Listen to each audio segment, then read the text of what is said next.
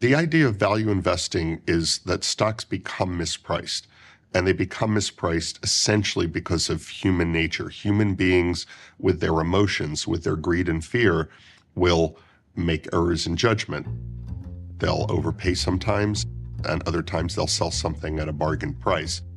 And that a value investor, by being discerning, by doing deep fundamental analysis, by being patient and waiting for bargains, will have a real edge.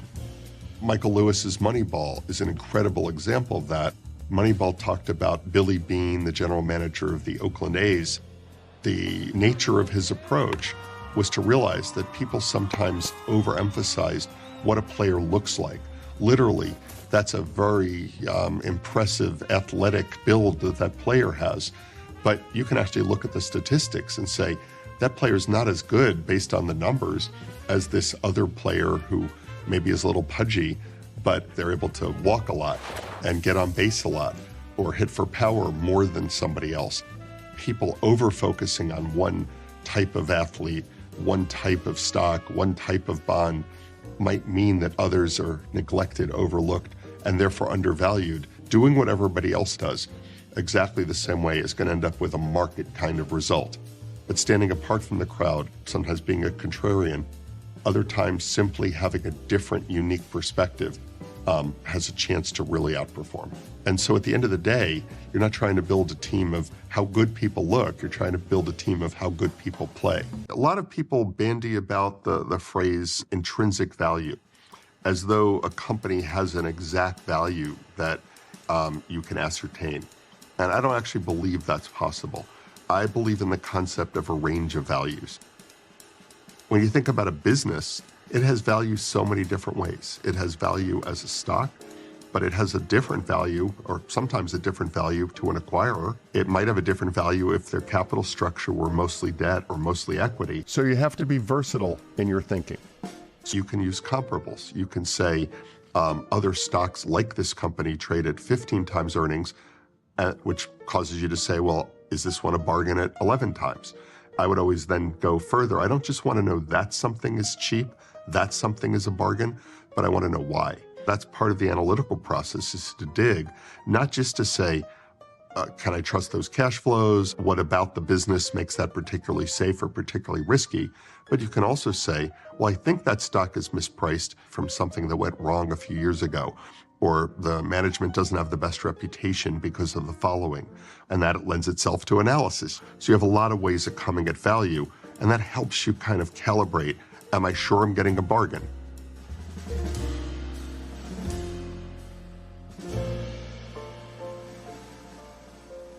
Another really important facet of value investing is having a margin of safety.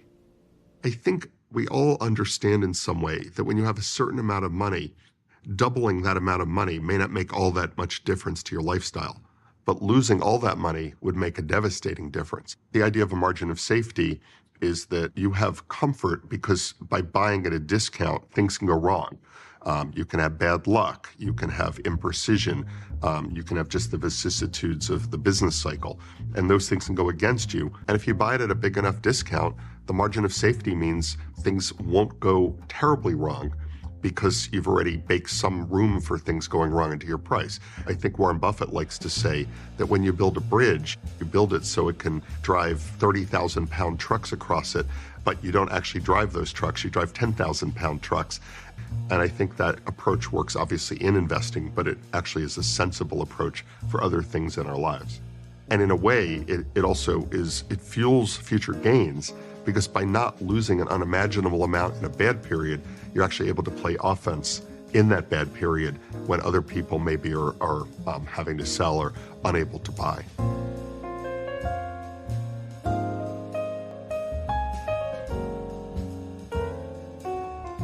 Speculation is the opposite of value investing.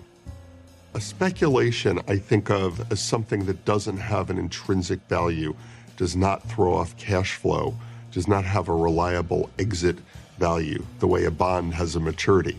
So a rare coin, a piece of art, a NFT is a speculation, and it's because its value is totally determined by what somebody will pay for it in the future.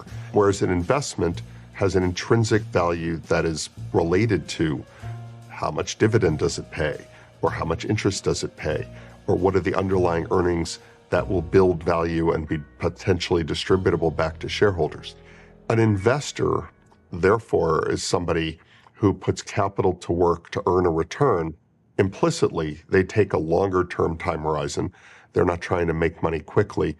And a speculator, I think, is somebody who's willing to buy whatever with the idea that they're going to make money fast.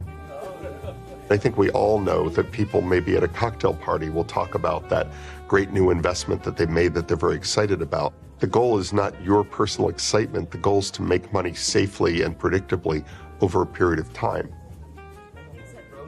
The strategy of going after the hot new thing has some serious disadvantages. First of all, the hot new thing, because everybody can see it's the hot new thing, tends to be priced a little bit for perfection, that people have already built lofty expectations into it. So sometimes even the slightest disappointment will cause a rather severe loss. The place that the difference between investing and speculation becomes clear is when you think about downside. That speculations tend to be focused all on upside. How much can I make? But investment is focused both on upside and on downside. And so the challenge that if you look to the market as a source of advice, you're getting drawn into short-term thinking. But if you look to the market as a source of opportunity, you're on the track to being a value investor.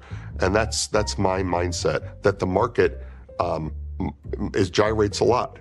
And sometimes it gyrates for good reason, but because you can apply discipline and analysis and logic, you might be able to find times when the market has irrationally reacted, and that creates opportunity. But only if you're willing to go outside the box and against the grain.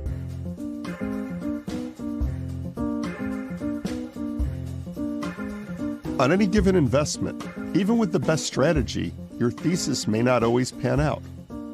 And so every investment we make, whether we've held it for a month or a year, we're always reflecting, is that still our thesis? Does our thesis make sense? If our thesis starts to change, that you have some kind of news that wasn't what you expected, we just evaluate that news and say, if we didn't own it, will we still like it? Would we like it more? Would we like it less? Would we like it the same price? And we forget about what we paid, and we forget about what the old thesis was, even when investment seems like it's performing reasonably well. When the story has changed, when the thesis no longer applies, sometimes it's time to move on. We had a chance to buy land in New York City. It was a former substation of an electric utility, a large piece of land in a residential area, and we thought that clearly would be developed for residential use. We saw a chance to build a very large complex in a submarket of New York that didn't have enough supply, very close to a hospital, clearly needed more housing. We designed and executed and built within budget a beautiful apartment complex. They were fully occupied, and that was going great. Then a new law passed, and the new law limited one's ability to sell such an asset. There are always things that happen in the market, some of which are always beneficial and others of which aren't. Whether it's rent control or permitting delays or whatever. But in this particular case, while the asset was ripe for sale, it was fully developed and occupied and rents were fine, it seemed as though the value was not obviously ever going to come back to what we had expected. And we asked ourselves, as we always do, whether we should hang on or whether something had fundamentally changed. So we ended up saying, we think we can take whatever capital we have in that and redeploy it elsewhere more fruitfully. And so we sold it. We lost a material amount, but it felt better than just sitting there. That's part of the flexibility that an investor needs to have. And our judgment was that we got a decent price, but it was a price that was less than we put in, and it was because the facts had changed. One of the ways you get a margin of safety is not just investment by investment, but it's also how you behave, how you run the whole portfolio. One of the ironies of Benjamin Graham's career is that even though he was an incredible value investor and taught the world about the subject, Occasionally he got impatient, and I think he leveraged up twice in his life and almost went broke. I have too much of an aversion to that. So I set guardrails for myself and my firm. One guardrail that we have is portfolio diversification, that you might have an exceptionally attractive investment, but humans can be wrong. So we're always balancing the pull to own more of great ideas with the risk of owning too concentrated a portfolio. And not only is concentration name by name, but it's sector by sector. You find that financials are extremely compelling. You probably still don't want a third or half of your money in bank stocks because they're too concentrated. When things happen in the sector, they all tend to move somewhat in tandem, and that would be a source of introducing risk into the portfolio. Another guardrail is not using recourse leverage on the portfolio. An investor will have the benefit of leverage. You'll make more if you're right, because that's what leverage does. But leverage also magnifies the downside if you're wrong. And so one way to lose your margin of safety is to get greedy. And the leverage gets you just at the wrong moment, just when the market is terrible, when something unexpected has happened in the world. And if you're forced to sell things that are down a lot at a terrible time, at a minimum, you might go broke. But even if you don't, you're giving up great opportunities at bargain prices. The key in investing, I think, is to always be in a position when things are really attractive in the market, that you have an ability to buy into that and take advantage of even more egregious mispricings than might be there most of the time. There are a lot of dualities that come to play. So one is the duality between confidence and doubt. To buy anything, you need to develop a degree of confidence that you're going to be right. And you need to temper that with the requisite doubt but I still know I might be wrong. What would make me wrong? How much am I going to lose if I'm wrong? And I think similar with arrogance and humility. Investing, as I see it, is an arrogant act. You're saying, I know more than the other participants in the market at this moment. They're all trying to make money.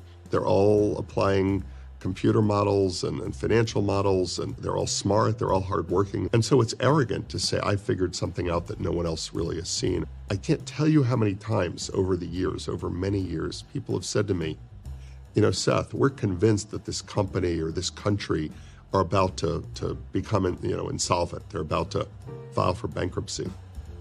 And I can't tell you how many times, which is nearly all of them, when that didn't happen. People have a way of muddling through. Circumstances have a way of changing.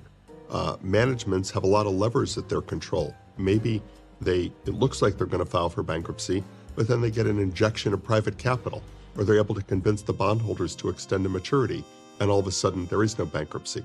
And so the humility is the ability to keep asking yourself the question, but what don't I see? What do they see that I don't see? What might I be missing? How might I be wrong? So I think one of the challenges of an investor all the time is to avoid the conceit that you know things that can't be known, or you know more than you know.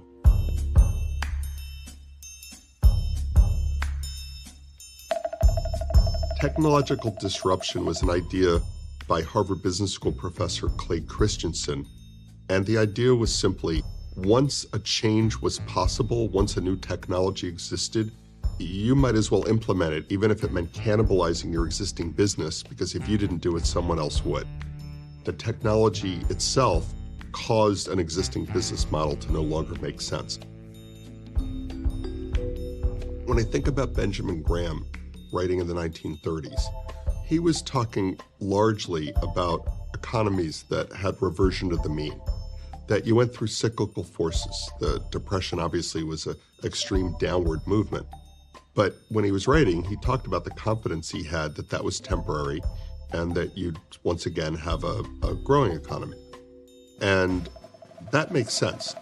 But Benjamin Graham was writing at a time of steam railroads crisscrossing the landscape, delivering goods and crops. And today you have a much different idea of people sitting at their desks exchanging information. Business is in some ways much more complicated now. It's become global. Whatever principles you wrote down in the 1930s obviously don't fully apply. And so a big part of investing is I think, finding a way for value investing to be a living organism. And in this era of technological disruption, a lot of companies are under tremendous pressure, are obsoleting faster than before. I like to say melting ice cubes are melting faster than they used to, kind of like a financial climate change. And that means that the economy is no longer just about cyclical change. So the key is to always be bottom-up evaluating companies, understanding their business models, but also the pressures on them from external forces like competition and like the technological change. The way I think about it, a company either produces technology, it uses technology, or it is vulnerable to the technology that someone else will adopt that will eat its lunch. And you need to be thinking about what is going on that is going to make your business either stronger and might have a deeper moat that you can build, or might be more vulnerable than ever, and you want to be really careful whether to be involved at all. In 1991, I published a book about investing called Margin of Safety. I spent a couple of years in spare time, nights and weekends, writing what I already was employing as my philosophy, and sold some copies, although it pretty quickly went out of print. And it somehow lingers with a bit of a cult following. I'm kind of proud of that because I try to write a book that would be timeless, kind of like Benjamin Graham, that you wouldn't always be in an era where what you're doing that moment made sense, but your general principles make sense. If I were to rewrite Margin of Safety or expand on it, there'd be a number of things I'd want to cover. I was 10 years into my career then, I'm 40 years into my career now, so hopefully I know a lot more. And markets have changed a lot. I would focus on global investing and not just on investing in the US. I'd have more extensive information, which I think isn't really covered at all, on private investments, on real estate, on private equity. But I think possibly a crucial addition would be the importance of keeping your composure at the worst moments, which essentially means behaving a certain way all the time so that you know that if the world suddenly got a little bit unmoored, that it wouldn't throw you off keel and you'd be able to take advantage. Think about the baseball relief pitcher who comes into the game and the team is up and they give up the game-winning home run and their team loses. If you're that pitcher, how do you go about pitching tomorrow? Obviously, you think about, is there anything different you could do executing? But you need to put that out of your head. If you're still thinking about that when you're on the mound tomorrow in another game-winning situation and it's getting to you, you're probably going to screw up again. You're going to let the past mistake affect your future and therefore make you maybe make more mistakes. And it's a great experience that life is humbling, that if inevitably you make investments and they go down a lot the day after you buy them. But the key to adversity is picking yourself back up and knowing that your knowledge and expertise has gotten deeper and your discipline and hard work will pay off.